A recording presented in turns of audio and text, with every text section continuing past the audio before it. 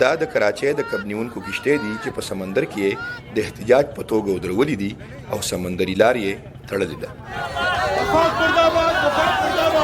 د احتجاج څو ورځې وړاندې د وفاقي حکومت د هغې نوې پالیسۍ پر ضد وشو چې تر مخه به یې کب نیونکي په هره نوې پیره کې د سمندر د ساتنې ځواک ته کاغذي اسناد جمع کوي.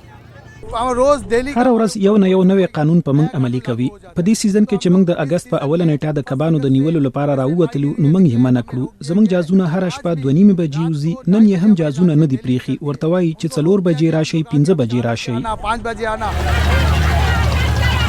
کب نیونکي وایي چې تیر کال د چین ټرالرو ته په ډونګو اوبو کې د کب نیولو اجازه ورکړې شوې وه چې ورسره د دوی کاروبار د تاوان سره مخ و او اوس یو ځل بیا په سمندر کې د ځایي کب نیونکو تګ محدودولو سره د چین ټرالرو ته د لارې هوارولو کوشش کیږي.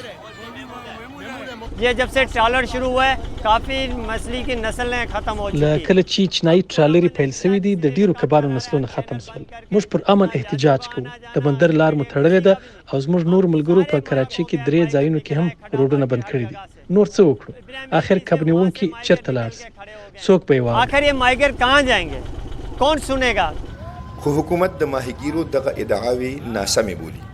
وفاقي وزیر علي زیدي وایي هیڅ یوې بهرنۍ کمپنۍ ته د سمندر په ډونګو اوبو کې د کب نیونې لایسنس نه دی ورکړی. 2018 से लेके د 2013 نه تر نن پورې لکه چې وزیر شوی يم د سمندر په ژورو اوبو کې په کبانو نیولو ما بندیز لګولې دي. په ژورو اوبو کې د کب نیونې یو لایسنس هم موږ نه دی ورکړی. او بل خبره دا چې په سونو نه صرف 12 چینایي ټرالر راغلي دي. هغه لا تر اوسه په بندر کې ولاړ دي. د هغې خلا کسٹم هم نه دی شوی. उनकी अभी तो कस्टम क्लियरेंस ही नहीं हुई. بلخوا په دې ویډیو کې په نظر راتلونکي کشته د ماهیګیرو په وینا د یوې چینایي کمپنۍ دي چې د کراچۍ په سمندر کې کبان نیسي. دا ویډیو یو ځایي ماهیګیر جوړه کړې ده. د برتانیې د ګارډین ورځپاڼې د یو خبر تر مخه د روان کال جولای میاشت کې د بلوچستان په گوادر سیمه کې د پاکستانی سمندر د ساتنې ځواک 15 چینایي ټرالري په دې تور ونیولې چې دوی د لایسنس پرته هلته کبان نیول.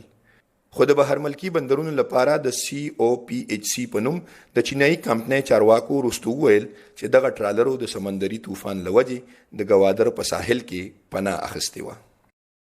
2015 کال کې چین په پاکستان کې د CPEC په نوم د تجارتي راهدارۍ د پروژې اعلان وکړو. چین په پاکستان کې په روډونو او نورو ترقیاتي منصوبو کې په لسګونو ارب ډالره پانګونه کوي. د پاکستان حکومت د چین دغه پانګونه په ملک کې د اقتصادي خوشحالۍ زیری ګڼي. خو کب نیونکي وایي چې دغه پانګونه د دوی په تاوان تمامیږي. हम लोगों को इजाज़त नहीं है जहाँ ट्रोलिंग करते हैं ना फिशिंग मारते हैं पाकिस्तानी को इजाज़त नहीं है वो ट्रोलर के बराबर ट्रोलिंग چرته چې چینایي ټرالري کبان نیسي هلته پاکستانیانو ته اجازه نشته چې کبان نیسي. هلته نه موږ غلوي زموږ د پاکستان علاقه ده خو موږ ترې غلوي. زه پاکستانی یم شناختی کارت را سره دی. زموږ دغه غټه کشته هم چې ورشي نو نه پری هلته یوازې چینایان کبان نیوي.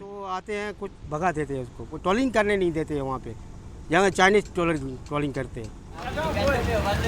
سند او بلوچستان کې په ګډه شاوخوا 1000 کیلومتره سمندري ساحل دی چې د یو اندازې تر مخه ل 10 لاکو څخه د زیاتو کسان ژوند د کبانو د کاروبار سره تړلی دی.